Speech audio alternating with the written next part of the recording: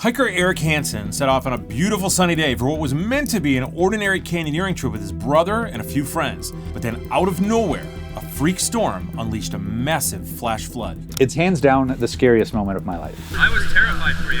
I thought you were going to get washed off. Zion National Park in the prime of monsoon season, and it just starts to dump on us. In an instant, everything changed. Wall of water comes down on us. Get under the boulder! We are totally pinned, completely stuck. Were you like in a spot where if you moved, you're gonna fall? Getting swept down canyon, you would have gone off of another 100-foot cliff, and that would be the end. The thought that went through my head was, this GoPro that I'm holding on, that I'm filming stuff with, somebody's gonna find this GoPro, and my parents are gonna watch how their two sons died.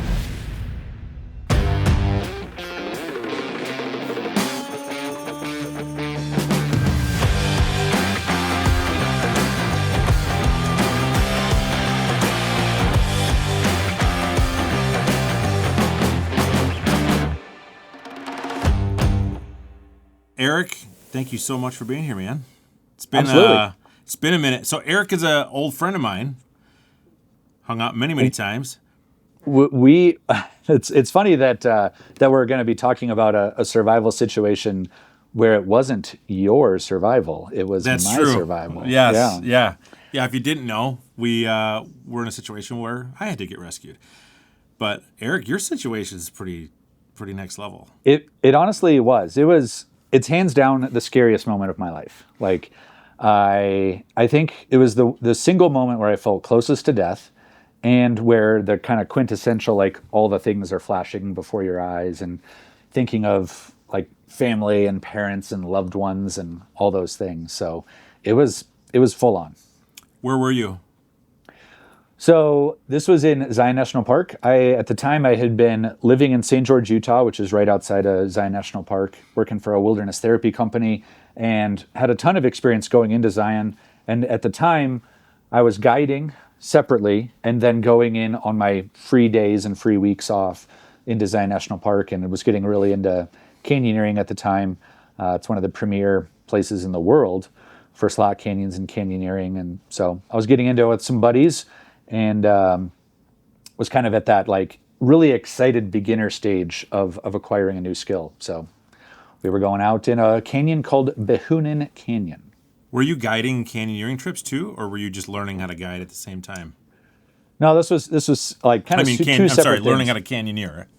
I was learning how to canyoneer. I was definitely not guiding. Canyoneering was way too inexperienced. So you were a new canyon. Okay, gotcha. So you're with you, and who else were you with? Yeah, so I was with two coworkers, an old friend of mine who's also named Eric, and then a guy named Ben, and my brother Dave, who was from out of town and was visiting. And so part of the reason that got us in trouble in the first place was that my brother was out of town. I wanted to show him canyoneering. The only day that he could go was kind of a day with some iffy weather, and we decided to push it in what hindsight was a pretty bad call. If there's anything I know about Eric, you like to push things.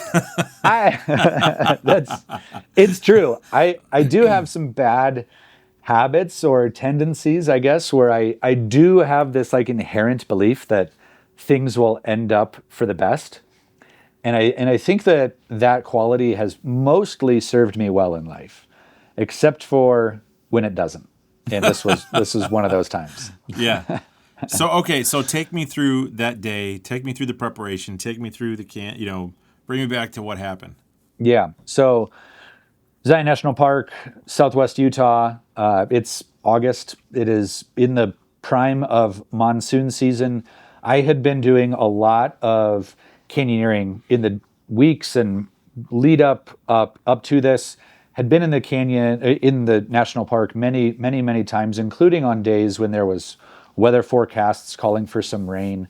So I was kind of like, had felt like I was understanding of the location, of the kind of the behaviors of these places when it would get rain and things like that.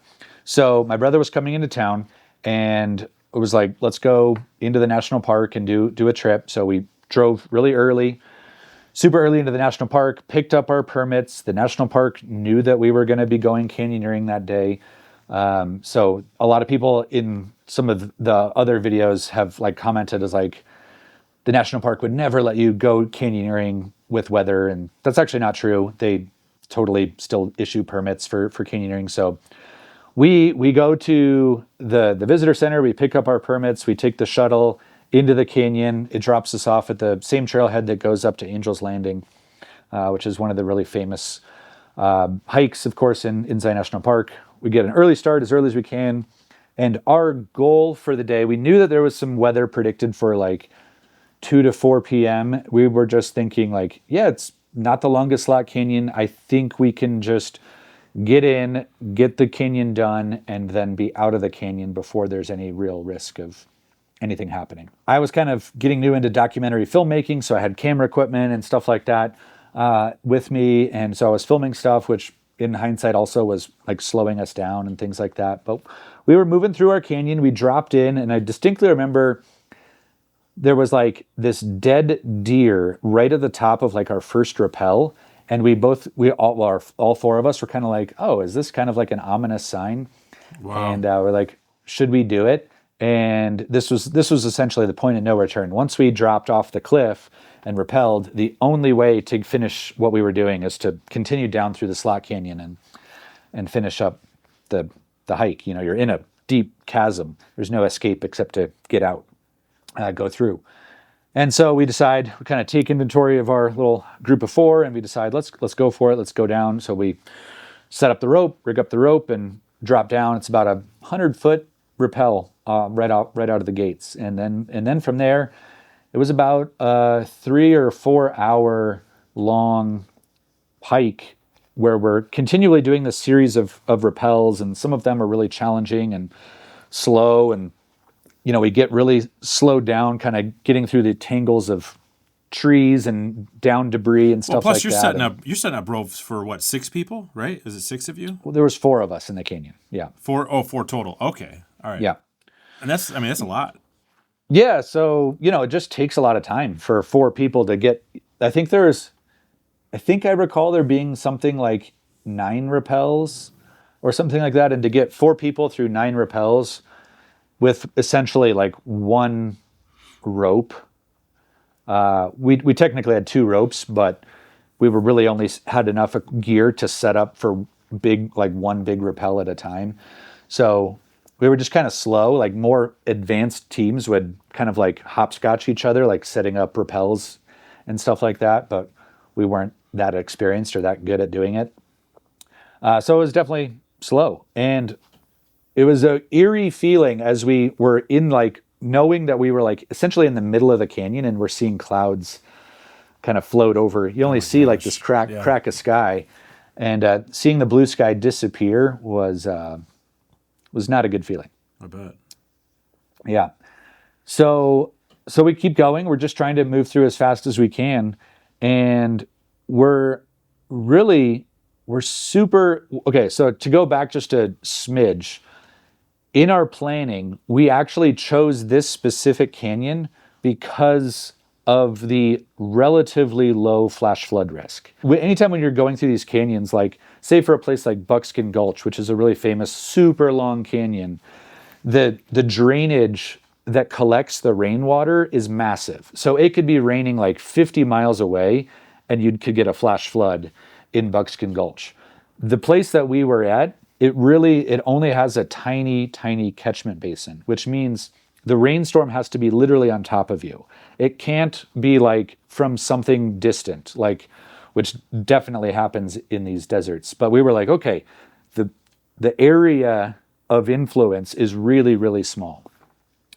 And so we were about 80% of the way done, and clouds are moving overhead. It starts to rain on us. But this is like the kind of first, it's just getting the ground wet. Doesn't really seem like that big of a deal.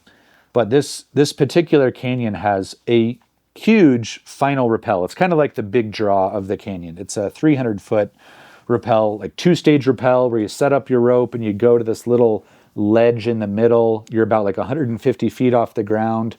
Little space to operate in. You pull your ropes and then you set up your final free hanging rappel into the main Zion Canyon. It's really spectacular. So we were like literally right there, and it just starts to dump us on us. Wow. It just is dousing us with rain, like t-shirts, soaking wet, and we're just, trying to get through as fast as we can. So it's one part exhilaration, one part terror. But I one thing that we didn't account for, we're literally standing at the very top of the final rappel. We kind of have this sense of security that was obviously false. We thought that we were kind of like, okay, all we have to do is get down here, one more drop, and we'll be safe. So, but like you said before, getting 4 people down like this, like set of rappels is really slow. And so I was actually the first one to go down, and I'm kind of like, I'm at the bottom filming and feeling pretty good about everything because I'm waiting. And as soon as the So crew it's gets raining down, right now, though, right? oh, it's like raining hard. Okay. And the weather patterns that I'd been observing were nothing compared to what we got. We ended up in the like storm of the year. Like quite literally. It was like the type of storm that shut down the national park. It was not just like your casual little rainstorm. There was like flash flooding all over the national parks, debris washing out roads, like crazy stuff. And we were in the literal worst place, or close to the worst place that you could be when the rain was really pounding down upon us. So I have this distinct memory of watching this stream of water come down the cliffs, and basically is the very front, the initial wave of a flash flood. And there was actually we're in one little drainage, and just for the geology of the way this place works out, there was another drainage coming out just like literally 100 yards away from us. There was like another canyon coming in from like a different spot that had like its final waterfall. That one started flashing while we were rappelling down. So that one is now got a stream of water coming down, and for the unique features of this exact layout, we descend into a pen of these house-sized boulders. It's kind of like a horseshoe of boulders. If you can kind of picture, we got this giant wall here, and then like multiple giant boulders that have penned us in here, and then a waterfall that's immediately blocking our path. And so we finally get the last person down. My buddy Eric is literally rappelling down in the onslaught of the flash flood coming down the drainage, the canyon that we've been hiking in. He comes down, and the 4 of us are just over the moon. We think we have made it. You can we just like are shouting relief, with this relief that we've made it, which was premature to say the least.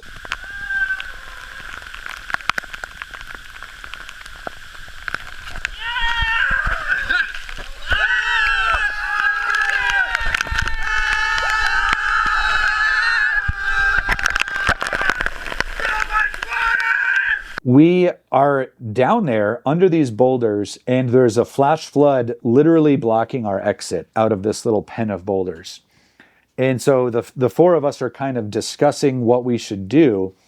And it's amazing how just like 1 minute of indecision changed everything. Guys, come under here. I don't know what's gonna come down. Yeah. We might be able to get up and over there. Dude, it's just coming harder. Yeah. It is. Yeah, I was terrified for you. I thought you were gonna get washed off. Holy. Guys, make sure we're under. I don't know what's gonna come down. Yeah, I'm trying to stay as close. Can we get out over there? We might be about to get dumped on here. Had we just gone through and just like pushed it through this much smaller flash flood, we would have been totally safe. We were like 30 yards from total safety. But we hesitated. We were kind of hemmed and hawed just a little bit about this like little flash flood that was happening. And then like in an instant, everything changed. Wall of water comes down on us and we started getting like peppered with like rocks and logs and like like the initial debris that's often at the forefront of these flash floods. So all we can think to do is just duck under these boulders. There's just like the slightest little overhang that gives us about 3 or 4 feet of quote unquote protection. And so we just like dive under the boulders, and our new plan is just wait it out. Lord, protect us.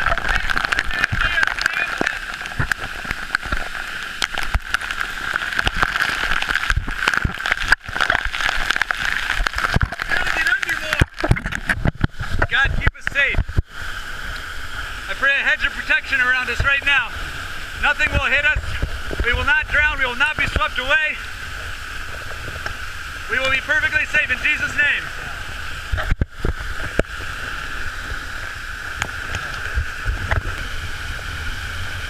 This is absolutely insane. We had no idea what was coming. And for the next 45 minutes, we are totally pinned, completely stuck. It's like blackout dark, despite the fact that it's mid-afternoon, because the amount of water coming off of this cliff out of this slot canyon is so much volume of water. It's literally coming down, hitting this humongous house-sized boulder, like a 2-story house-sized boulder, and completely enveloping it. It's just like shrouded in all of this massive volume of water. And we're just like 4 little ants stuck under the boulder, clinging to rocks, trying not to get washed away. And I have distinct memories of just sitting there in essentially like pushing against multiple rocks. Water is at my belly. I'm like hunkered down, just trying not to get washed away. It's so incredibly loud. The 4 of us are right next to each other. We're shouting at the top of our lungs, and we can't tell what the other people are, what like the person right next to us is saying.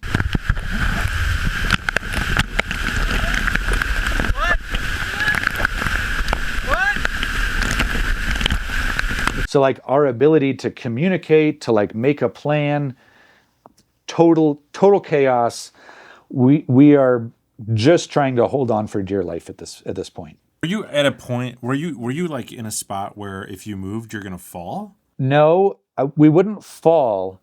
But so the volume of water, we were like right on the edge of where if we were to go like 2 feet forward, we would have not only been out of the protection of this 300-foot waterfall pounding down that would probably have just crushed us, but it would also have just simultaneously swept us down canyon. Oh, wow. And which also we were right above another large waterfall. So getting swept down canyon would have been like, you would have gone off of another 100-foot cliff, and you would have been, that would be the end. Survival of that is almost completely unlikely.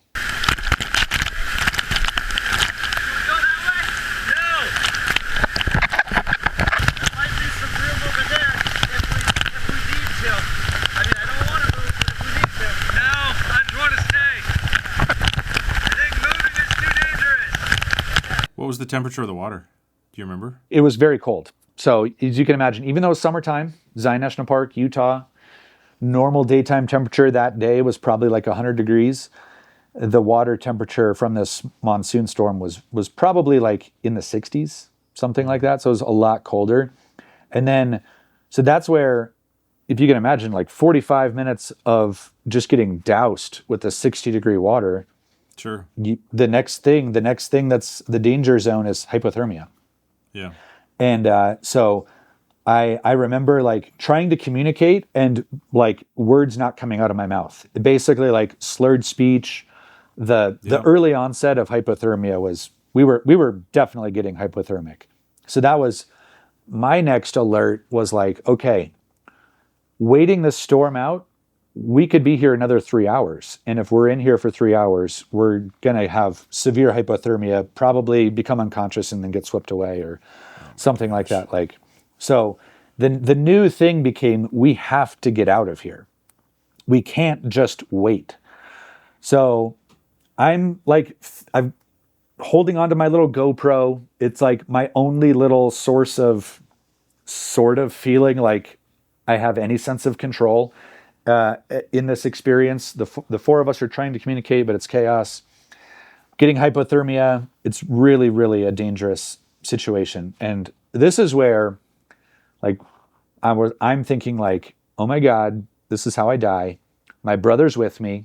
It's just me and my brother in our family. And the thought that went through my head was, this GoPro that I'm holding on, that I'm filming stuff with, we're going to die. It's going to get washed away. Somebody's going to find this GoPro, and my parents are going to watch how their two sons died.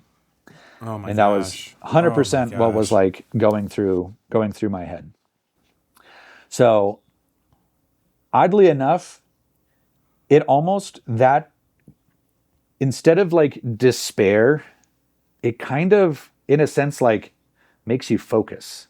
It like makes everything get like a little sharper. And so I knew like, we have to get out of here. So the four of us, we're trying our best to communicate, but it's not really working that well. We're kind of just like saying random things about like what the ropes are doing. And, you know, the ropes are just getting thrashed in the storm. We didn't have time to pull them down. And we notice just the slightest change in the flow of water, where it was like almost pitch black where we were. It just started to get a little bit lighter. And so we are starting to think like, okay, this is it.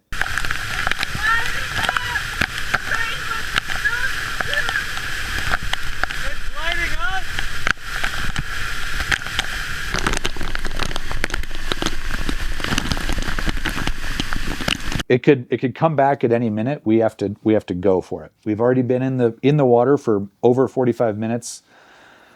I've got like 45 minutes of footage of this GoPro, which is kind of how I know how long it took. But we're like, we've got to just make a break for it. So we kind of crawl in this tiny little crack that we were using for safety. We crawl along right next to this massive flow of water, pinned up against this boulder, and we try to make it around. And like I said a little bit ago, the whole time, if we could just get around the boulder and over a flow of flash flood, we'd be safe. We were literally 30 feet from safety this whole time. And so we're crawling for it. We're making our break. And the obstacle that we have to get over is a flash flood. And there's like a couple of like logs and stuff that have, somewhere in time, I don't think it was from that flash flood, but had been like washed down and created a really poor, unsafe bridge, if you will. And that was what we had to crawl over and cross. And I had been wearing a backpack the whole time, and the whole time just water and sand has been coming down and filling up my backpack. And I didn't realize it until I'm trying to crawl over this like rickety, this set of logs that could totally just collapse and I'd be washed away. And my backpack has like 35, 40 pounds of sand in it. And I'm like hypothermic and struggling. And my brother had already made it across. And he sees I'm like the last one to go across at this point. And he sees that I'm like kind of slipping and struggling. And he just literally like leans over, grabs me by my backpack and just like pulls me up and over. Oh my gosh. And like saves me. And then finally we were on the other side and we escaped. We were able to get out of there.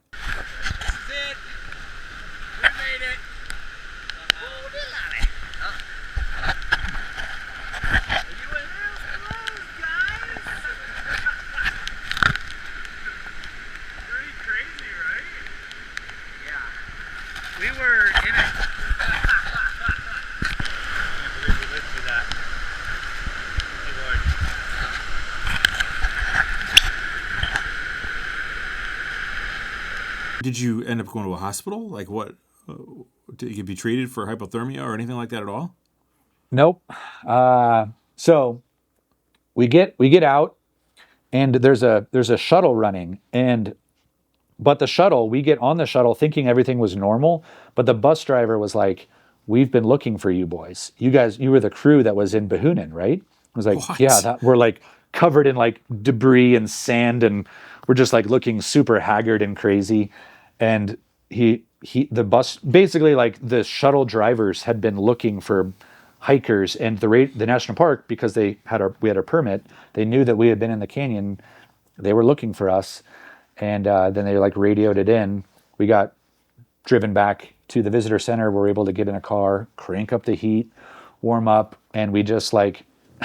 So how long were you down there that they started looking for you? That seems kind of interesting. I mean, well, they didn't mount a rescue. They were just like so it was, to be clear, it was not a search and rescue thing. It was just, I think the national park was aware of like, okay, we have like 5 parties that registered, and they're like in the canyons today. We're be on the lookout for any straggling hikers, because they closed the park. The park had been closed for like 3 hours at that point. So the only people running the shuttles were just evacuating people, essentially trying to get people out of the park. So the drivers knew that there was still a party of 4. it was close, obviously, they to were a looking search and for. rescue at that point. Probably if we, yeah, I think we probably would have been like maybe 6 hours away from something like maybe a search and rescue getting called and looking for us. Holy cow. Yeah, so if we had been in a like further up in the canyon, we would have probably been, had we not been. The canyoneering is such a unique thing, because like in this canyon, there were a dozen places that if we had been, when the flash flood had moved through, we could have just sat on higher ground and just waited. And we probably would have had to wait until like 9 o'clock that night or something, like a long time, but we could have just like waited it out. Yeah.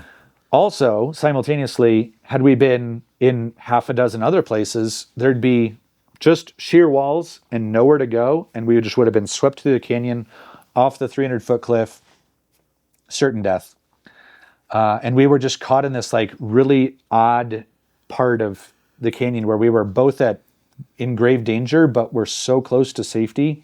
And ultimately, even though we were in this flash flood drama for an hour, we were able to escape with our lives, which is also like, had we literally probably taken 10 more minutes the whole time, the whole day, or just been 10 minutes later, we would have been swept off, I think, the top rappel, and our one or all 4 of us probably would have died that day.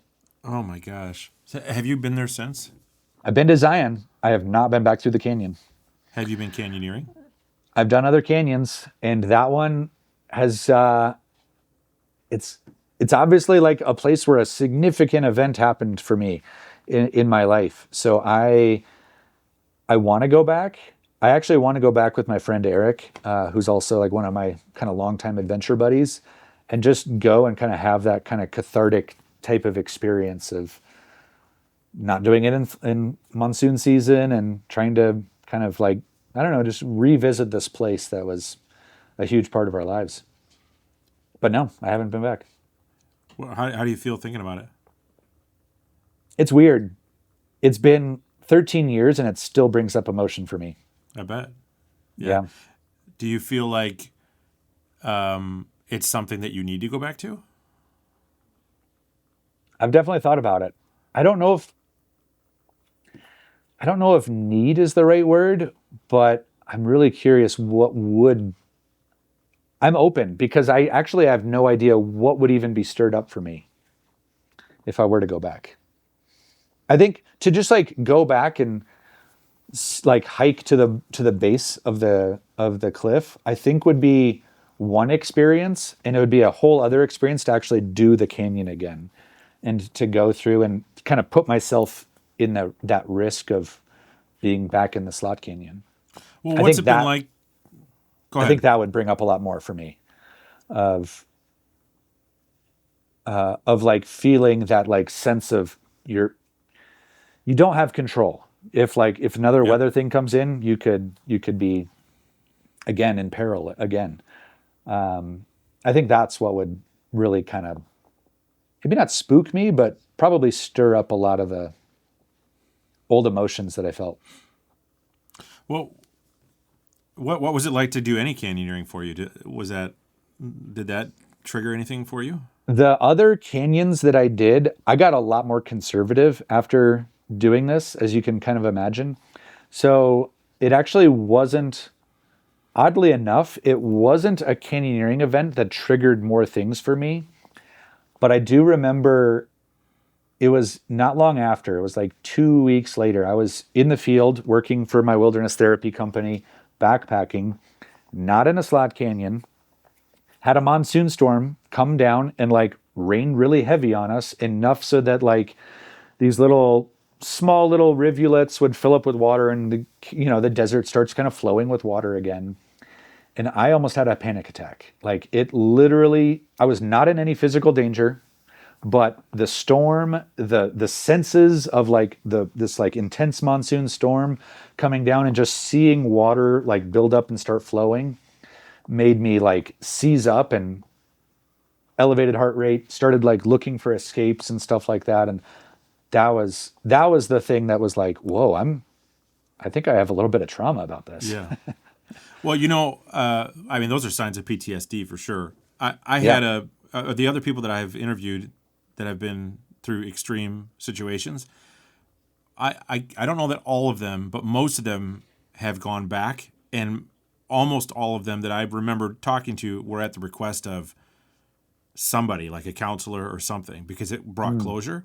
And, you and I went through our experience in the Grand Canyon, Yeah. and hearing you talk about that, how your experience in just going to a different canyon was exactly how I felt just going back to the Grand Canyon Yeah. at a totally different location, completely safe, not nearly the situation that we were in before, but feeling those exact same emotions. And Yeah. it was like that experience where at least I felt like I had to face something to overcome something that was overcoming me for that year since. Because Yeah. it was paralyzing to even drive up to the Grand Canyon for me. I can't I bet. imagine what it would have been like to grab ropes to head out the door, or to even say yes to a canyoneering trip again for you. Yeah. That blows my mind that you're able to do Yeah. that. And you're open to even going back. Well, I think it's like when like maybe a climber has like an accident or something like that. Like, for some people, it literally will end their climbing career.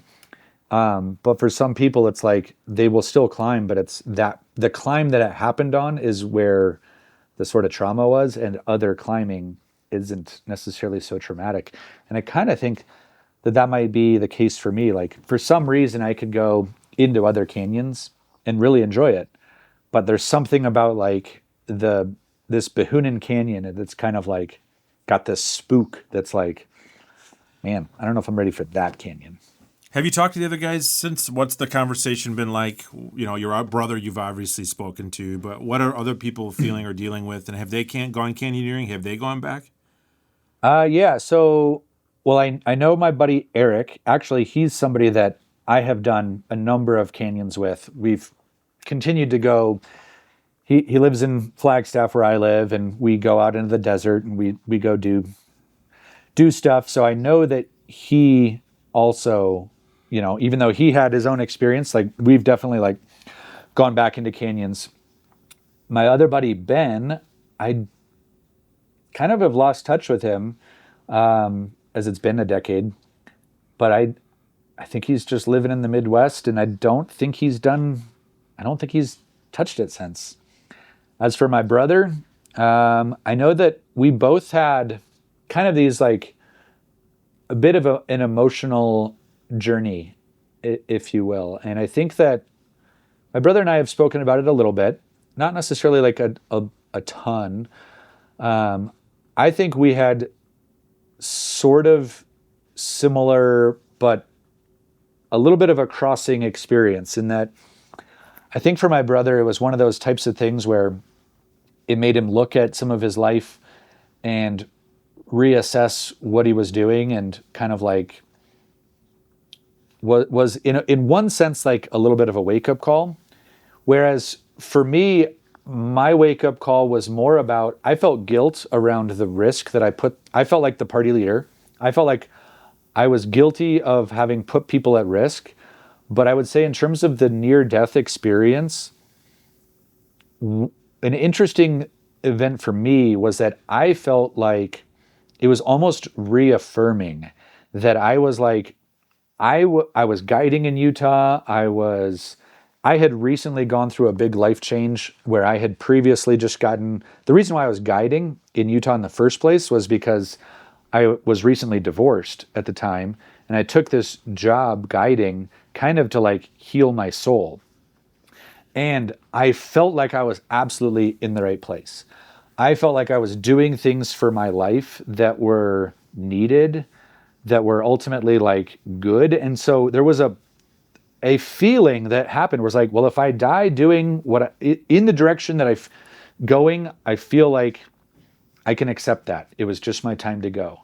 And it almost like gave me more motivation to keep doing what I was doing. It was I don't know if that makes a lot of sense. No, but totally instead of makes sense. hitting like a rock bottom and it being like a wake-up call, like what am I doing with my life? It was like, oh, I had the sense that if I die, I die. And I'm doing what I love. I'm doing it chasing a life that I'm really passionate about. I'm doing things that I feel like are ultimately meaningful for me. And so if this is how I go, then I can accept that. It's fun. I'm only laughing because I hearing you say that, I'm replaying my own situation because you were there for mine. Yeah. And I remember, I just remember, if I'm gonna die, just let's just do it. Let's just get it over. Like it was this prolonged experience for me. Like let's just get it over with, man. Like and I felt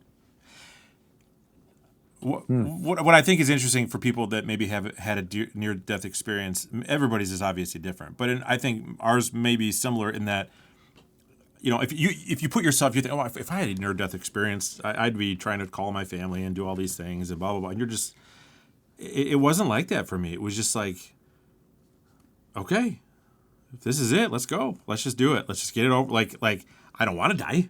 Like that'd be nice to not die, but you know.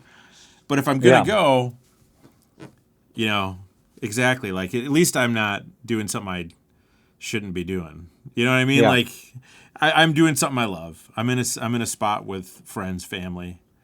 I wasn't robbing a bank or something, you know.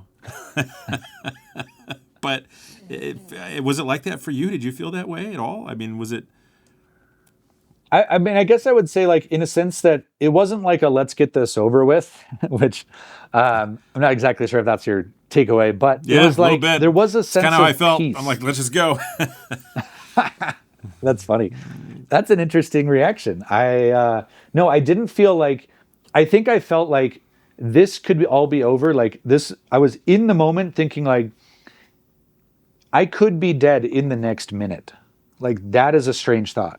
And that was the only time in my life I've ever had those feelings, those thoughts.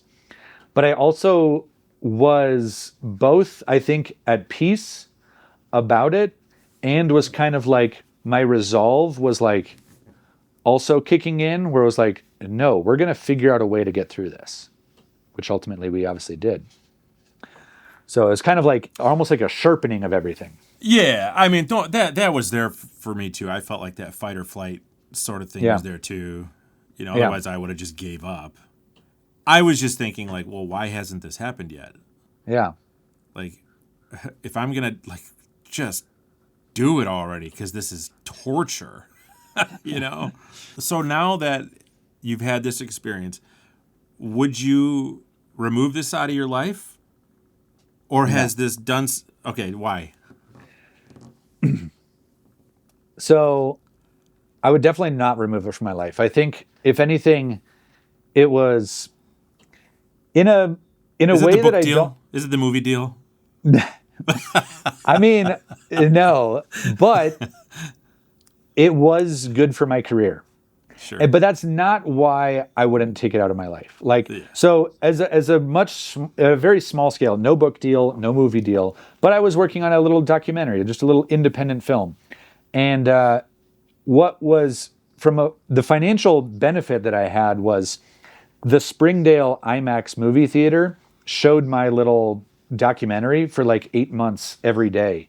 And so I ended up making, I think, something like $12,000 from this deal that I made with Wow. the movie Sure. theater. At the time, that was actually a massive deal. It was the same thing that allowed me to go from working in wilderness therapy to become quit that job and go full-time freelance and to do all of the things that I'm doing now. Worked in television. The flash flood didn't directly lead to television, but it led to the things that have kind of allowed me to do what I'm doing now. Essentially honing my craft as a filmmaker, photographer, now YouTuber. And like I said, it also kind of like steeled my resolve to be like, I'm doing the right thing, which fast forward about a year, that $12,000 I earned was like literally all I earned for like a year of my life. I was dirt poor, but Wow. I also felt like I'm doing the thing that I love, the thing that I know and I had this life near death experience. And I was like, wouldn't change it. I think that it's part of what has given me the like endurance to keep going in this industry where most people want to be in and start doing, but then have like a tough year or 2 or 3 and are just like, I'm out. But I felt like I was reassured that I was doing the right thing. Wow. Holy cow, man. Well, any other cool things come out of this for you at all? I would say the other big thing that came out of it for me was a greater respect for nature, risk taking, leadership, decision making, things that I had been pretty cavalier about.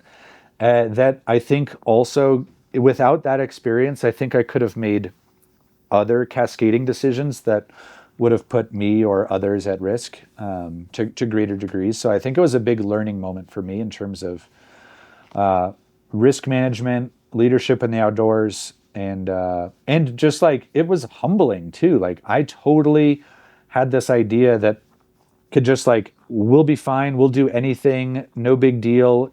If it rains, it rains, we'll just figure it out, which sort of to an extent happened, but it was from a place of kind of like this cavalier, almost needing to be humbled and Mother Nature definitely humbled us pretty good. If you could Humbled say, me pretty good. if you could say, somebody who's about to do something that maybe they're nervous to do because of risk involved, what advice would you have for that person? I think that's tough because a lot of times I feel like people choose to not do something because of risk, but the thing actually isn't that risky, or they should trust it and just go for it. Like trying canyoneering, like go with the guided professionals, and even if it scares you half to death, I think it's still worth pushing those risk boundaries. But at the same time, like I was pushing the risk where I was like, I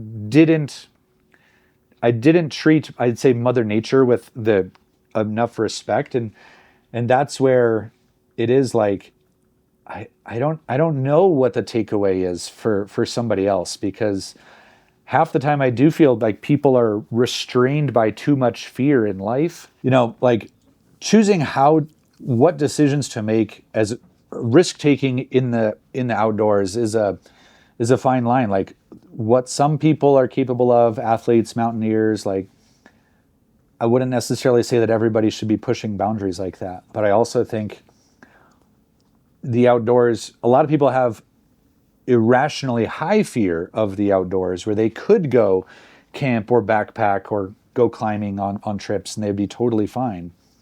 So it's kind of like understanding your skill set, I think, is a big part of it.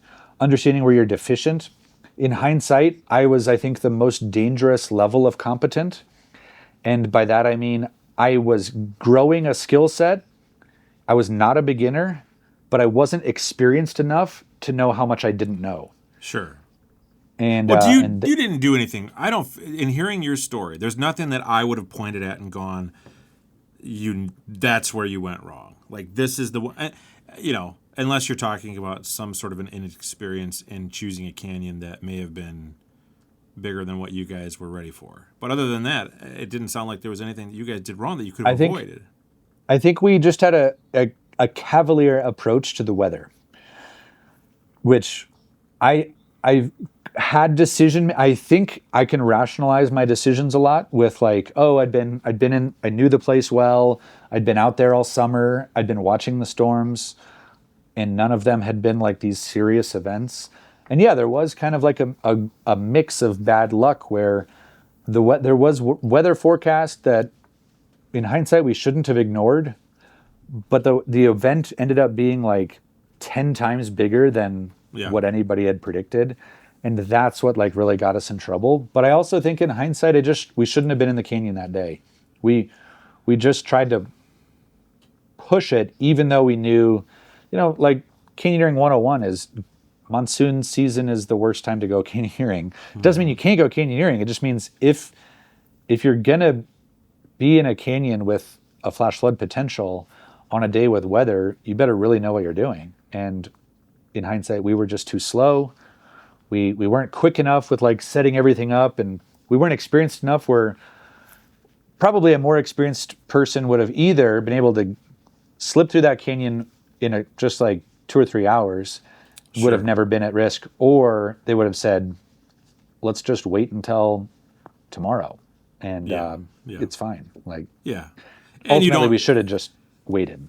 In hindsight, you don't know what you don't know, right? I mean, you would have gotten through there and never known that maybe you did do something like not check the weather as well, Yeah. You'd have just gone on with your life and never would have known the wiser. And I think in our situation with me in the Grand Canyon, the same thing. Had I made it to the top, I never would have thought in a million years that I would have gotten rhabdomyolysis ever.